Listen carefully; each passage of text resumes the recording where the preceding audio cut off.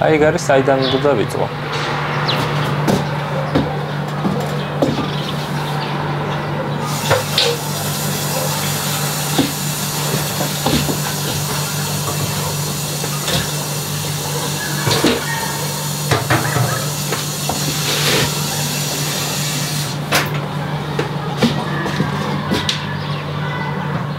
წლის ასაკში დავკარგე ორივე ხელი.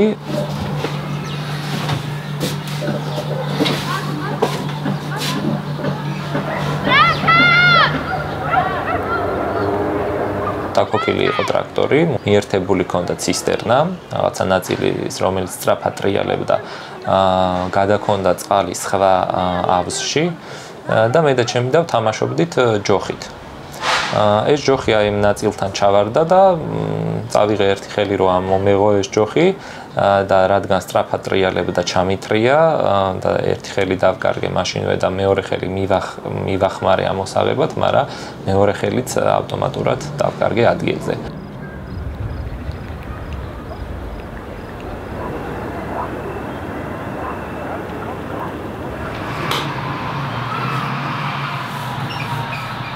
კი იყო ფიზიკურად თქვათ შევიცვალე და ხელები აღარ მქონდა და მანამდე მქონდა, მაგრამ როგორც ესეთი აი განცდაში ეხლაც საუბრის მომენტში ფანტომური ის არსებობს წარმოსახვა, თუ არ იცი რა ქვია ამას, გრძნობ, რომ შენ ხელები გააქვს, ამ დროს ფიზიკურად ხელები არ აქვს და მე ახლა როდესაც შენ გელაპარაკები ხელებით.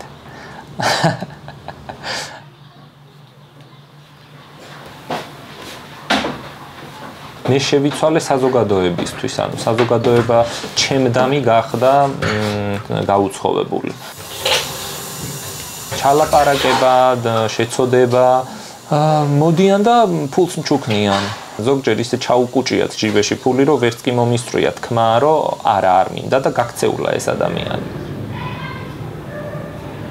10 კაციდან შეიძლება 10-ვემ თითი აღარ გამოიშვიროს, კი. სადღაც შეიძლება 9-მ გამოიშვიროს ისევ. და აი კუს ნაბიჯებით მიდის სადა ესე განვითარება, თუ შეიძლება ამის რო განვითარება დავარქვათ.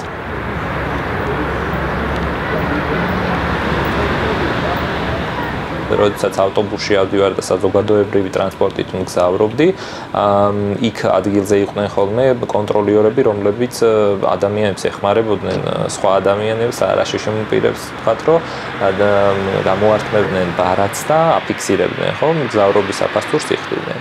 მე როდესაც მივდიოდი და ვთხოვდი, რომ თუ შეიძლება ან ჩანთაში მქონდა და თან ისე რომ ღია განყოფილებაში ამასაც ვითვალისწინებდი, იმიტომ რომ ძალიან ბევრს ერიდებოდა ის, რომ ხელი ჩაეყო ჩანთაში, ყოველთვის მეუბნებოდნენ, რომ მე არასდროს ხვის ჩანთაში და ჯიბეში ხელი არ ჩამიყვია.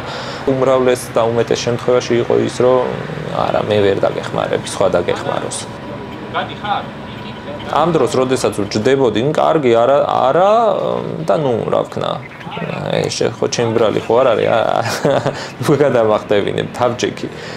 მე სანამ ჩავიდოდი ავტობუსიდან მზერით, აი არ ვიცი, შეიძლება ჭამდნენ, რომ აი მიყურებდნენ, რომ აი არ გადავიხადე თუ ცოდო ვიყავი თუ სხვადასხვა მზერით მოკლედ.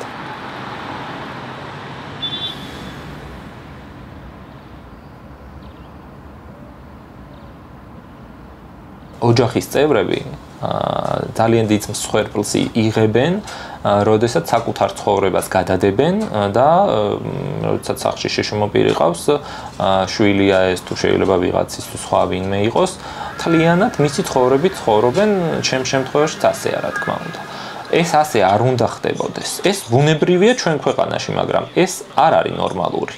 გამოდი რა მიპასუხე რა? მე კი არ მიპასუხო. ამ ხალხს უპასუხე კაცო. ხალხს რომელსაც ხვალე რომ მიიღო ელემენტარულ რაღაცაზე აქვს საუბარი, არ არის რაღაცა მაღალ მატერიებზე საუბარი. ზოგჯერ უხერხულიც არის ამ თემებზე, ვინ ადამიანებთან ისაუბრო. თბილისის ერთ-ერთ მოლში ერთი წლის განმავლობაში ვთხოვდი არაერთ ადმინისტრატორს და თანამშრომელს, რომ იქნებ მოაგვაროთ ეს პრობლემა, რომ იქნებ გააღოთ კარი, დაკეტილი იყო საერთოდ. დავიწყეთ ჩვეულებრივი სახალხო დამცველის აპარატში. იმაზე რომ პირთათვის განკუთვნილი საპირფარეშოს კარი გაეღოთ. რომ მესარგებლა. სხვა ადამიანები იყენებენ ამ საპირფარეშოს, არა შიშიმო პირებიო და ჩემი პრობლემა მეუთხარი ეგ არ არის. 3 თვეში მოგვარდა ამბავი. დახშული კარი გავაღე.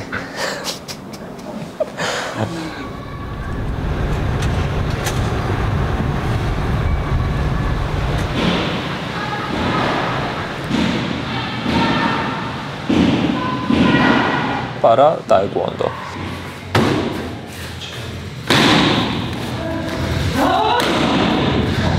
მაშინ ძალიან რთული იყო. იგიც არ მიყვარს, აი რო გავდივარ და აი ვიღაცა რო უნდა დამარცხდეს და ვიღაცამ უნდა გაიმარჯვოს, ეგეც არ მიყვარს. არ არის რაღაცა.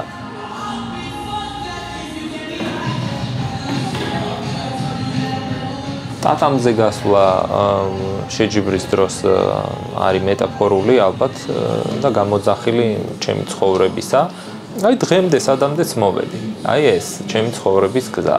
წარმატება, ევროპის ჩემპიონობა, მსოფლიოს ჩემპიონობა, მანამდე გამარჯვებები შეიძლება ისე ჟღერდეს, მაგრამ რაზეც საუბრობდით აქამდე, ხო, ვიღაცისთვის არაფერს არ ნიშნავს საპირფარეშოს კარის გახსნა, ხო? რას ლაპარაკობს ახლა ეს ბიჭი, რა ვიცი, მერე რა. მაგრამ გამარჯვება არის ეს ჩემთვის.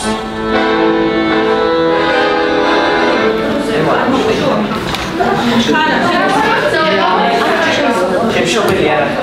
იმაზე უთომნია ვივლო. ახო კარგად.